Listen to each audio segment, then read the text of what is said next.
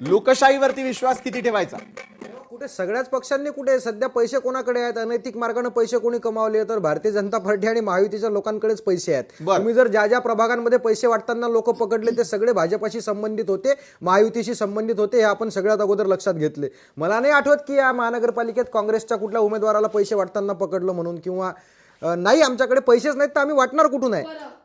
कपिलजी, बरं पैशाचा मुद्दा थोडा वेळ आपण बाजूला ठेवूया. या पराभवाला कुठेतरी काँग्रेसच जबाबदार आहे का? कारण काँग्रेसमध्येच सुरुवातीपासून एकवाक्यता आम्हाला दिसली नाही. एकीकडे भाई जगताप स्वतंत्र नारा देत होते, एकत्र आम्ही लढणार नाही, ठाकरे बंधूंसोबत स्वतंत्र लढू असं भाई जगताप म्हणत होते. तिथं विजय वडेट्टीवार म्हणत होते की हे काही मला पटत नाहीये, एकत्र लढावा.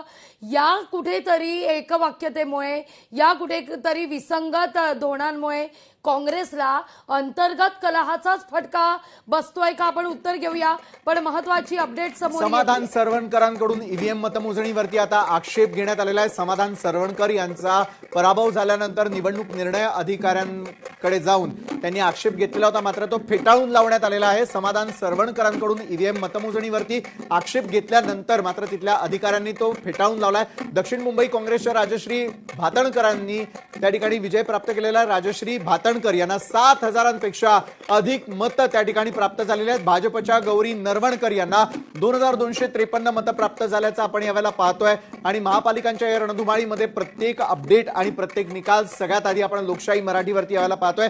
कपिलजी, आपण उत्तर देत होतात की त्या ठिकाणी मात्र जो झालेला एकंदरीत सगळा पराभव आहे किंवा त्याची कारण मीमांसा करत असताना एकवाक्यतेचा मुद्दा जो माझ्या सहकारीनं यावेळेला उपस्थित केलेला होता, त्याविषयी तुमच्याकडे उत्तर आहे का कपिलजी? नाही, ठीक आहे, एक वाक्यता म्हणजे आमचा पराभव झाला हे आम्हाला मान्य आहे, परंतु आधी आमच्या पक्षांतर्गत ज्या काही चर्चा झाल्यानंतर एक आम्ही शेवटी या मुद्द्याला आलो की कुठल्याही परिस्थितीत ही कार्यकर्त्यांची निवडणूक आहे. कार्यकर्ता माफ करा, यावेळेला एमआयएमचा चौथा उमेदवार देखील मुंबईमध्ये विजयश्री प्राप्त करतोय, ही बातमी मला प्रेक्षकांना देणं गरजेचं होतं. कपिलजी, कंटिन्यू करा. एमआयएमचा मुद्दा काढला फार चांगलं, मी यावर बोलतो. एमआयएम हा भारतीय जनता पार्टीनं आता त्यांच्या मदतीसाठी आणलेला एक त्यांचा तिसरा भाऊ आहे. आपण हे लक्षात घेतलं पाहिजे. पहिला भाऊ त्यांचा एकनाथ शिंदे, अजित पवार, आणि आता त्यांच्या मदतीला एएमआयएम आलेला आहे. आपण जर पाहिलं असेल तर हे मी उदाहरणासहित सांगू शकतो. अकोटमध्ये एएमआयएम नगरपालिकेच्या निवडणुकीत लढली, त्यांना 5 उमेदवार निवडून दिले. निवडून दिल्यानंतर 8व्या दिवशी ते भारतीय जनता पार्टी सोबत एकत्रितपणे सत्ता स्थापनेसाठी त्या ठिकाणी त्यांनी गठबंधन केलं.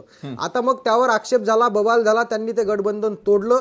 तरी सुद्धा दुसऱ्या दिवशी परत काय केलं की एका भारतीय जनता पार्टीच्या नेत्याच्या मुलाला त्यांनी 5 नगरसेवकांच्या पाठिंब्यावरती स्वीकृत नगरसेवक म्हणून पाठवलं. आता एमआयएम कुठे लढते आहे? ज्या ठिकाणी काँग्रेसची ताकद आहे त्या ठिकाणी एमआयएम लढते. अचानक हैदराबादवरून ओवेसी येतात आणि त्यांना महाराष्ट्रातले प्रश्न समजतात. अशी जादू कशी काय होऊ शकते? तर सगळी रसद पुरवण्याचं काम केलं, मतविभाजन करण्याचं काम. 100% सगळी रसद पुरवल्या जाते, पोषक वातावरण निर्माण केलं जाते, आणि ज्या ठिकाणी काँग्रेसचं प्राबल्य आहे अशाच ठिकाणी एमआयएम लढते.